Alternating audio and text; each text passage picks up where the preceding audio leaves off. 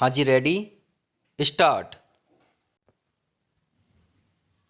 हम सभी जानते हैं कि भारत एक देश और एक राष्ट्र है और भारत के प्रत्येक नागरिक को देश के किसी भी भाग में रहने या निवास करने का पूरा अधिकार है। इससे कोई इनकार नहीं कर सकता। विराम। इस भाव में प्रत्येक नागरिक या तो जन्म द्वारा या अभिरुचि द्वारा आदिवासी है, तथापि एक व्यक्ति एक ही समय में दो अधिवास प्रमाण पत्र धारण नहीं कर सकता। विराम।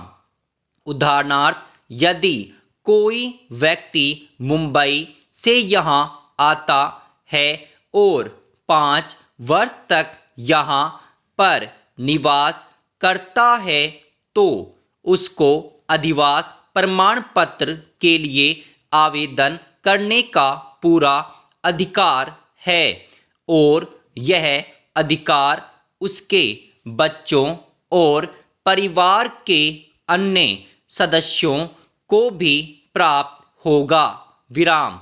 इसी प्रकार से कोई व्यक्ति जिसका जन्म कोलकाता में हुआ है, कोलकाता का अधिवासी अपने आप ही हो जाता है और वह अधिवास प्रमाण पत्र के लिए आवेदन कर सकता है।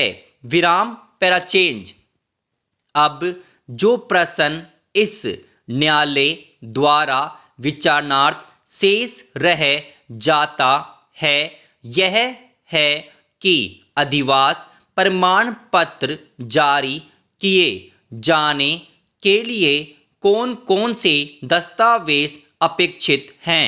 प्रथमतः इस बात का विनिर्धारण किए जाने के लिए कि क्या कोई व्यक्ति यहाँ पर विगत 5 वर्षों से रह रहा है। उपायुक्त कार्यालय को संबंध पुलिस अधीक्षक से सूचना प्राप्त करनी पड़ती है और सत्यापन कराना पड़ता है और संबद्ध पुलिस अधीक्षक को अपनी रिपोर्ट 3 दिनों के भीतर प्रस्तुत कर देनी चाहिए। द्वितीयक, पुलिस अधीक्षक से रिपोर्ट मंगाए जाने के अतिरिक्त यदि किसी व्यक्ति के पास कोई अन्य शैक्षणिक अर्हता प्रमाण पत्र है या बिजली का बिल है या निवास स्थान के स्वामी द्वारा दिया गया कोई प्रमाण पत्र है, यदि वह किराएदार है तो वह भी मांगा जा सकता है, किंतु यह दस्तावेज आवश्यक नहीं होंगे। विराम। प्राथमिक रूप से कोई अधिवास प्रमाण पत्र संबद्ध जिला के पुलिस अधीक्षक की रिपोर्ट के आधार पर जारी किया जाना चाहिए। विराम। जब कभी भी कोई व्यक्ति अधिवास प्रमाण पत्र के लिए आवेदन करता है तो संबद्ध उपायुक्त और पुलिस अधीक्षक को निर्देशित किया जाता है कि वे देखें कि इसमें कोई अड़चन न हो और आवेदक को भिखारी की भांति दौड़ना न पड़े। विराम।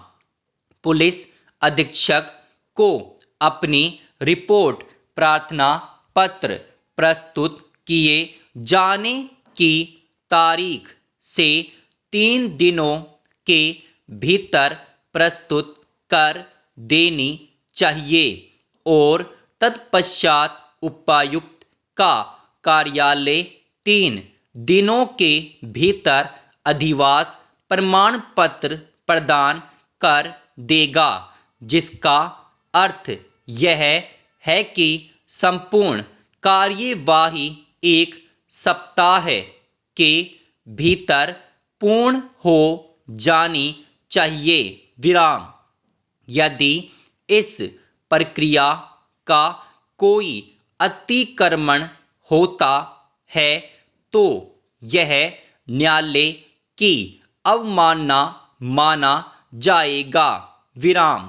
तथापि यदि आवेदक की पृष्ठभूमि आपराधिक है तो अधिवास प्रमाण पत्र दंडिक न्यायालय के अंतिम आदेश के अध्ययन रहते हुए अस्वीकृत कर दिया जाएगा। विराम।